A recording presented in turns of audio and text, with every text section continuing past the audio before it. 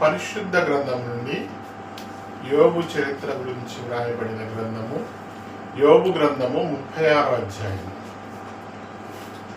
యోబు గ్రంథము 36వ అధ్యాయం.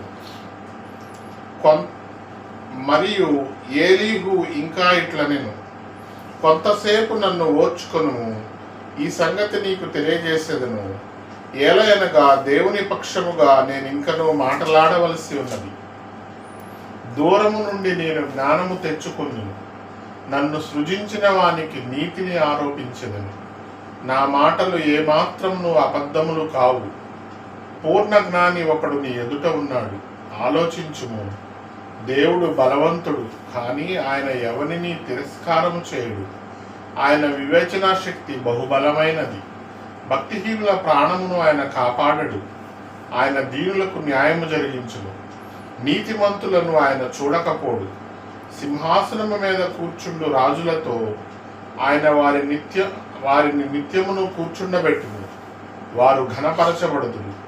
వారు సంకెళ్లతో కట్టబడిన ఎడలను, బాధాపాశముల చేత పట్టబడిన ఎడలను, అప్పుడు వారు గర్వముగా ప్రవర్తించిరని ఆయన వారి వారి కార్యములను వారి వారి దోషములను వారికి తెలియజేయును.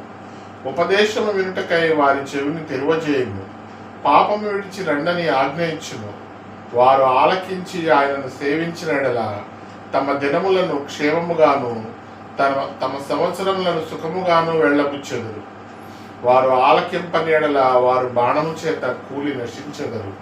జ్ఞానము లేక చనిపోవుదురు. అయినను లోపల హృదయపూర్వకమైన భక్తి లేని వారు క్రోధము ఉంచుకుందురు.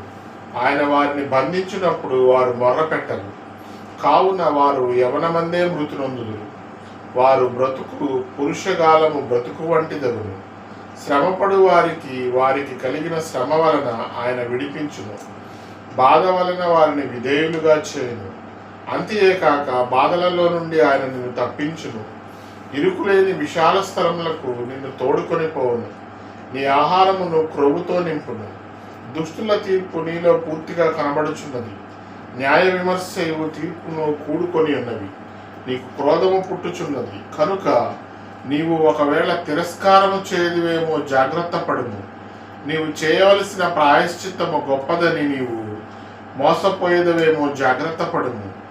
నీవు మొరపెట్టుటయు బల ప్రయత్నములు చేయుటయు బాధ నుండకుండా నిన్ను తప్పించునా? జనులను తమ నివాస స్థలముల నుండి కొట్టివేయు రాత్రి రావాలని కోరుకొనకము.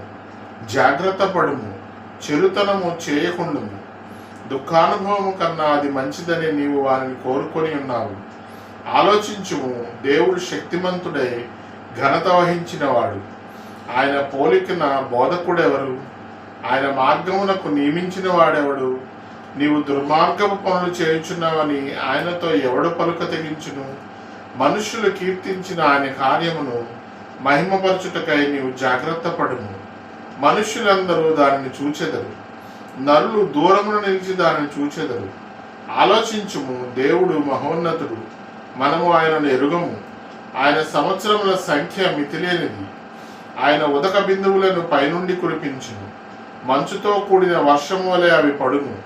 మేఘములు వాటిని కుమ్మరించును. మనుష్యుల మీదకి అవి సమృద్ధిగా దిగును. మేఘములు వ్యాపించు విధమును, ఆయన మందిరములో నుండి ఉరుములు వచ్చిన విధమును ఎవడైనను గ్రహింపజాలునా? ఆయన తన చుట్టూ తన మెరుపును వ్యాపింపజేయును. సముద్రపు అడుగు భాగమును ఆయన కప్పును. వీటి వలన ఆయా ప్రజలకు తీర్పు తీర్చును. ఆయన ఆహారమును సమృద్ధిగా ఇచ్చువాడు. ఇరుప్రక్కలను ఆయన మెరుపులు మెరిపించును. గురికి తగలవలెనని ఆయన దానికి ఆజ్ఞాపించును. ఆయన గర్జనము ఆయనను ప్రసిద్ధి చేయును. తాను వచ్చుచున్నాడని ఆయన పశువులకు తెలుపును.